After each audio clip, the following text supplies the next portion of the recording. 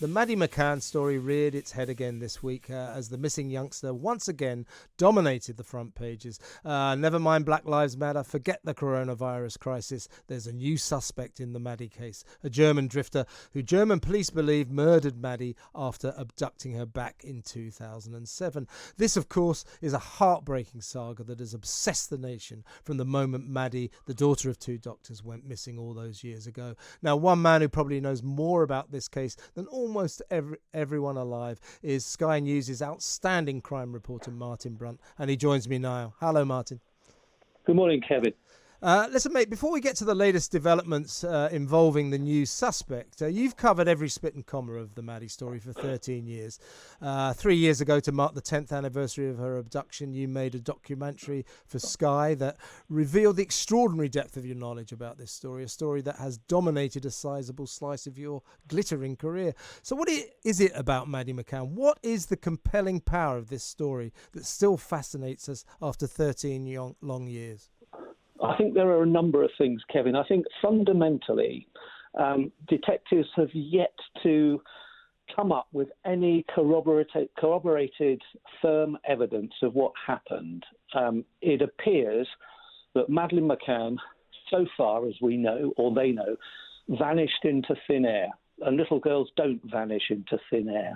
Something happened. Somebody knows what happened. And apart from what's going on at the moment, there's been very little to give detectives any kind of sense of a trail of evidence. So I think that's one aspect of it, that there's nothing at the moment to explain anything about what happened to her.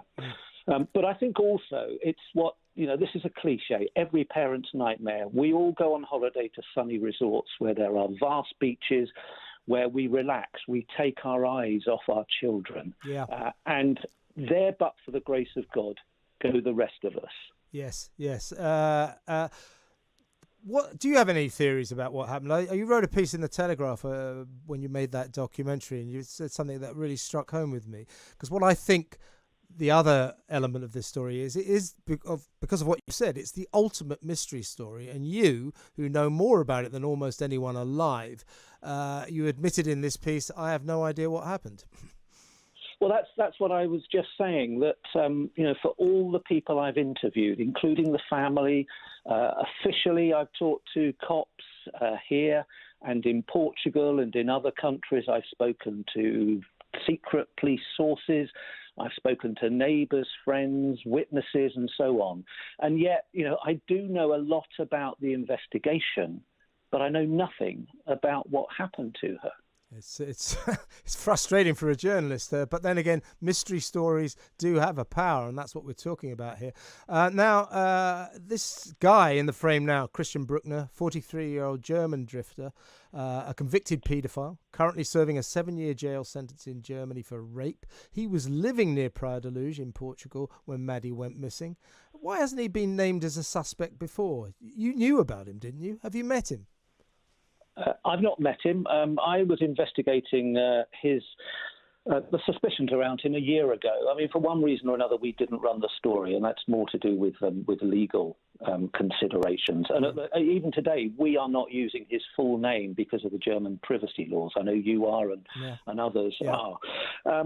He came to notice, as far as I know, he came to notice to the German police in 2013. There's lots of speculation that he was known to the Portuguese police in the very early days of Madeleine's disappearance. And, there are lots of questions being asked. If he wasn't known to the police in those early days, why wasn't he? Because one of the prime focuses of investigations like this, when a little girl disappears, is to look at known sex offenders in the area. He was by then a convicted sex offender. He was living in the area. He'd lived there a long time. He had access to vehicles. He, most damningly perhaps of all, his phone, the police can show that his phone was in the resort an hour before Madeleine disappeared. The assumption is that he had the phone on him, unless he's going to say he gave it to somebody else. And he acted oddly the next day by re-registering one of his cars in somebody else's name. All of that is powerful circumstantial evidence that the police might have been able to unearth at the time. If they did, why didn't they act on it? If they didn't, why didn't they? He's a compelling suspect in terms of circumstantial evidence, but clearly the police are struggling to find firm evidence against him, DNA, forensic evidence, real witness accounts. That's the problem the police have. Yeah, slightly strange change in the dynamics of this story, that all of a sudden the German police are in charge. Now they're being far more positive about this guy, Christian Bruckner, than the British police. The British police, Cressida Dick, was very reserved in her comments on this story. So I think the fear is, as you implied just now, that surely after all these years, the evidence can only be circumstantial. And despite the great excitement of the British newspapers back here, Christian Bruckner has only got to say, no, it wasn't me. Can you prove it? That's right. But people have been convicted in the past, here and elsewhere, on circumstantial evidence. I mean, talk to any detective who will tell you that circumstantial evidence can be compelling enough to persuade a jury of somebody's guilt. So we shouldn't dismiss the circumstantial evidence. And of course, one thing I didn't add to that plethora of circumstantial evidence is an alleged confession he made. I mean, I was in a bar, last yes, year. Yeah. He was in a bar some years ago. He was in a bar, and a report came on the TV in the bar. He said to his companion, I won't tell you the exact words reported to me, but he said something to suggest very clearly that he was responsible for Madeleine's disappearance. Now, the guy he told sat on that information and only came forward to the German police with it in 2017, when again there was this massive publicity around the 10th anniversary of Madeleine's disappearance. And it was at that stage, 2017, he became a serious suspect. And again, the police have had 3 years to pore over everything they can find about him, and they still haven't got enough to charge him. Yeah, in the papers today, they say that he's in the frame for the abduction of a German kid in the same area some years previous to Maddie's disappearance. So they are building up, as you say, a sort of circumstantial picture of what happened. You must know Jerry and Kate McCann. If this is pure conjecture here, of course, if Bruckner turns out to be the guy and he did kill her, because the German police are treating this as a murder inquiry, will that bring at least some comfort to Mr. and Mrs McCann after their horrible 13 years? At least they will know what happened.